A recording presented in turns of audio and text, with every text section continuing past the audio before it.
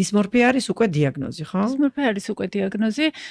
ეს ხდება როგორც გითხარით, აკვიატებული ფიქრით, რომელიც ადამიანს ამით დავიწყეთ ფუნქციონირებაში უშლის ხელს.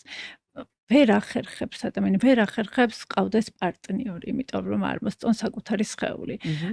ვერ ახერხებს ყავდეს მეგობრებიც კი. და არ ვიცი, იმუშაოს, გავიდეს რაღაც ისეთ ცოტა უცნობ ადამიანებთან, კონდეს კომუნიკაცია, ვერ ახერხებენ ეს ადამიანები. ამას ძირითადად თუ თქვათ რაღაც სხეულის ნაწილზე არის აცვიათ ხოლმე ისეთი ტანის სამოსი, სადაც მათი სხეული არ გამოჩნდება და ის ნაწილი არ გამოჩნდება.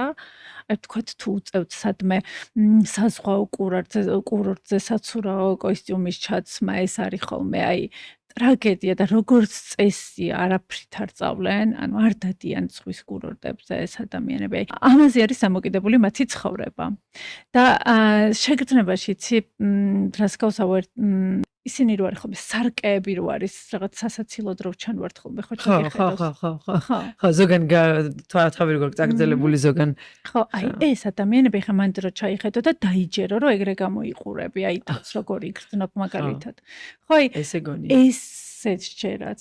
აი შეგრძნებაში აქვთ, განცდაში აქვთ, რომ ესე უმახინჯესად გამოიყურება.